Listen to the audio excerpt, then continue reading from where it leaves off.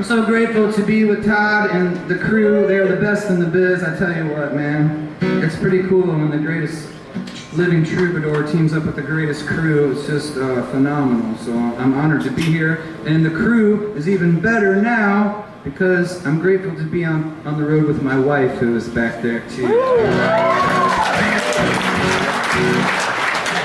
And, we've been on the road for 3 days and all's good so far. Yeah.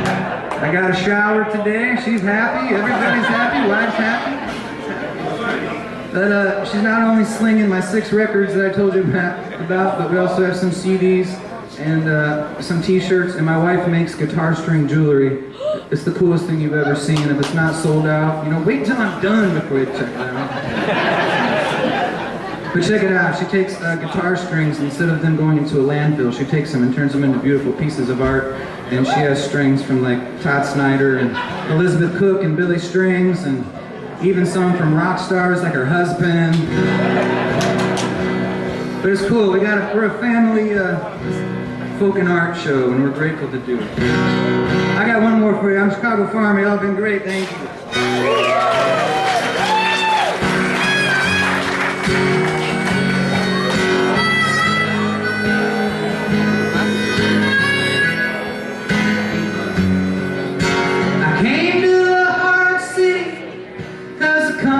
She was soft from a dirty basement into a dirty loft. I've been searching for things that I might never find, and every time I sing I got you on my mind.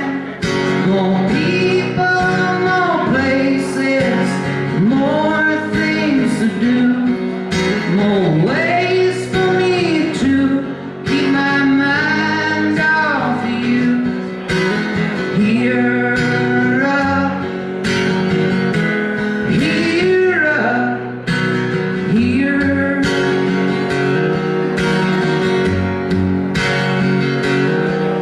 Oh, and I gave $1 to so many bums that it wasn't much longer till I myself was one. I've been playing for tips underneath this blue line train. I've been thinking of your lips as I've been standing in the rain. More people, more places, more things to do, more ways for me to keep my mind off of you. Here up, here up, here.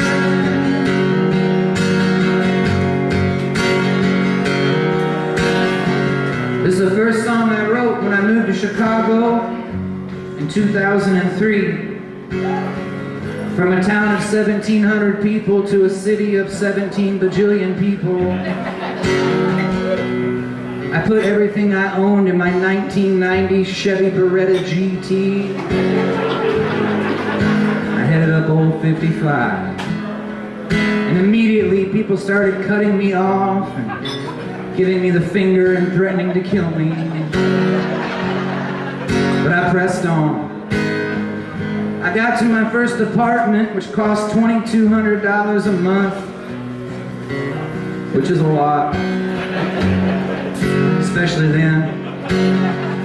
It wasn't bad though, because I had 6 roommates. They were all musicians, which is why I began performing solo. And I lived in Chicago for about 6 days, and I already spent the whole $175 that I saved all summer long from baling hay and tasseling corn to move to Chicago. I was down and out and ragged, questioning my existence in music and big city, and to be honest, in life itself. But I mustered up some strength and I went across the street to perform at the open mic. And on my way to that open mic, I heard this guy in a real gravelly voice say, "Hey kid, you got any change?" And I said, no sir, I already spent all my baling hay and detasseling money. And he said, well, hey kid, do you want some? And I thought, wow, Des Moines, I must look even worse than I feel. This guy's been out here every day, all day, trying to get change off of people, and now he's trying to give some of it to me. Well, I turned around and he gave me a wink and a smile, and I gave him a wink and a smile, and that one moment changed my whole perspective on music in the big city and life. And let me tell you something, Des Moines, I went to that open mic and I tore the roof off of the place, y'all.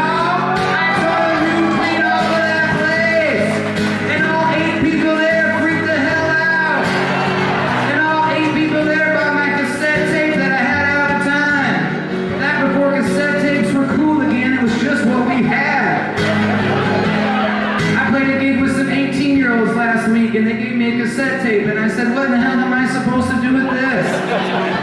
Scrape the ice off of my windshield this winter? Come on. Nevertheless, I took that cassette tape money, I put it in that guy's tip jar. I went back to my $2,200 apartment where I lived with my 6 musician roommates, and I wrote this song.